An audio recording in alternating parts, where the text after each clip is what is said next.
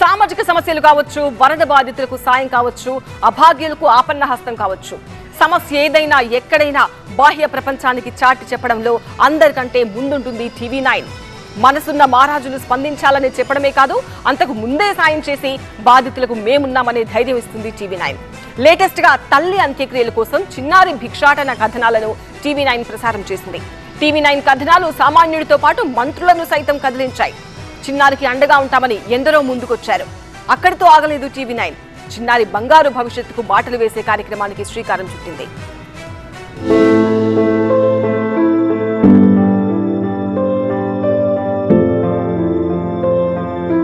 తల్లి అంత్యక్రియల కోసం కూతురు భిక్షాటన.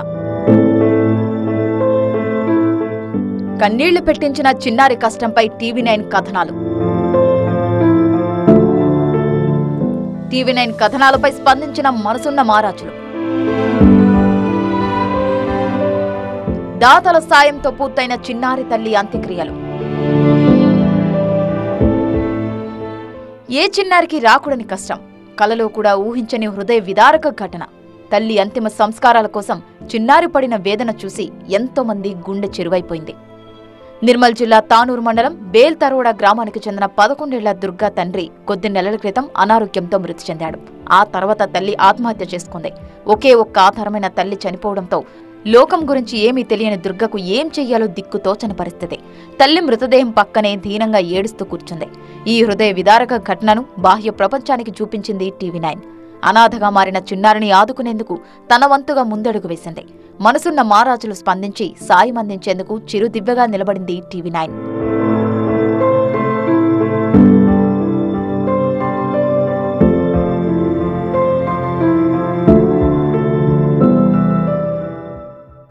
టీవీ9లో దుర్గా కన్నీటి కథనాలు ప్రజాప్రతినిధుల్ని కదిలించాయి.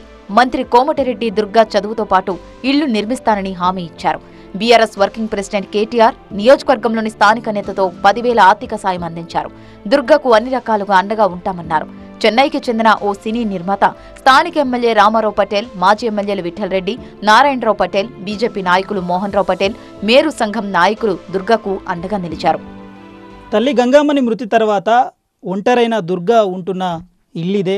ప్రస్తుతము అమ్మతో కలిసి ఇన్నాళ్ళు ఈ గుడిసెలోనే, ఈ ఇంట్లోనే, ఈ పూరి గుడిసెలోనే అద్దెకు ఉండాల్సిన పరిస్థితి. మొత్తం విరిగిపోయి ఎక్కడ కూలిపోతాయో తెలియని దూలాలు మనకు కనిపిస్తున్న పరిస్థితి. వర్షం వస్తే పూర్తిగా నానిపోయిన ఇల్లు. ఈ ఇంట్లోనే ఈ తల్లి ఇన్ని రోజులు జీవనం సాగించింది. అమ్మ తోడుగా ఇన్ని రోజులు ఉన్న పరిస్థితి. 6వ తరగతి చదువుతున్న దుర్గ ప్రస్తుతం పరిస్థితి ఒంటరైపోయి ఏం చేయాలో దిక్కుతోచని పరిస్థితుల్లో ఉంది. భిక్షాటన చేసి మరి తన తల్లిని అంత్యక్రియలకు సాగనంపింది ఈ కూతురు. కంటే కూతుర్నే కనాలి అన్న ఆ మాటను నిజం చేసింది దుర్గ. ప్రస్తుతం దుర్గకు అండగా నిలవాల్సిన బాధ్యత టీవీ9 తీసుకుంది.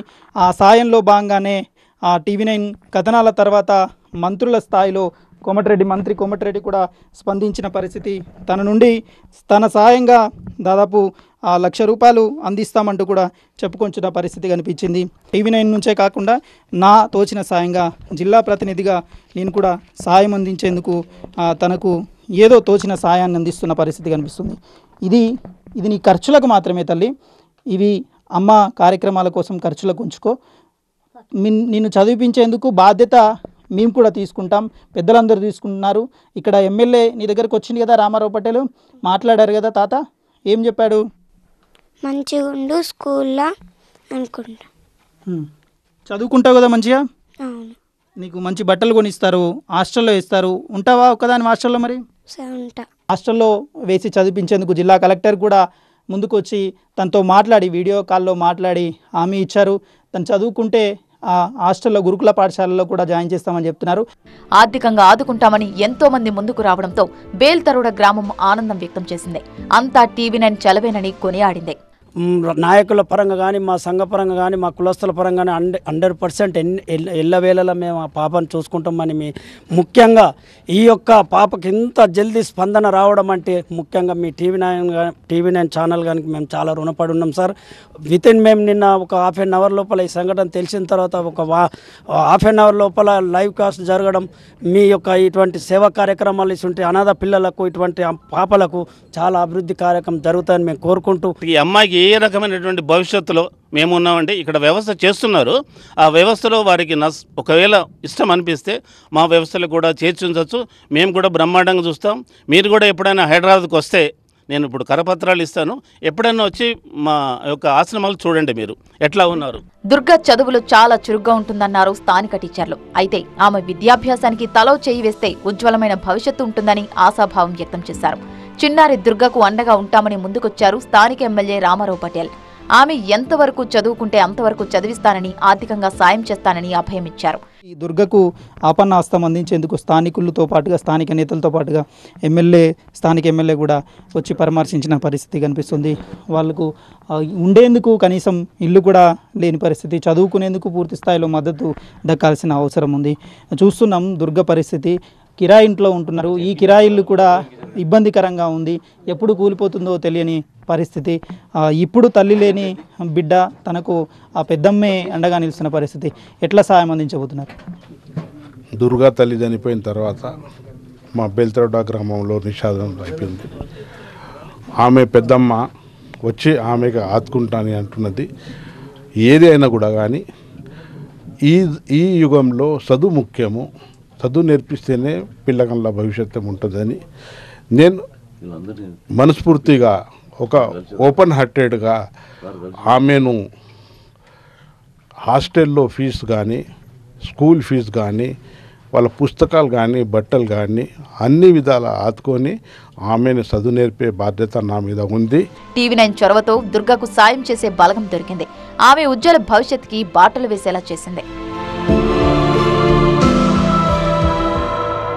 తల్లి తండ్రిని కోల్పోయి అనాథగా మారిన దుర్గకు ఇప్పుడు సమాజమే అండగా నిలవాల్సిన అవసరం ఎంతైనా ఉంది. బేటీ బచావో బేటీ పడావో. ఇప్పుడు ఈ నినాదం దుర్గ విషయంలో అక్షర సత్యంగా మారాల్సిన అవసరం ఉంది. అందుకు తగ్గట్టుగానే సమాజం, మానవతా హృదయం ఉన్న వ్యక్తులంతా సహాయ సహకారాలు అందిస్తున్నారు. టీవీ9 వరుస కథనాలతో గ్రామ స్థాయి నుండి రాష్ట్ర స్థాయి వరకు నేతలు కూడా కలుతున్నారు. మంత్రులు, ఎమ్మెల్యేలు, నేతలు భరోసా ఇస్తున్నారు. ఈ భరోసా దుర్గ భవిష్యత్తుకు మరింత పునాదిగా మారాలని ఆకాంక్షిస్తుంది టీవీ9. కెమెరా పర్సన్ ప్రవీణ్తో నరేష్, టీవీ9, బెల్తరోడా.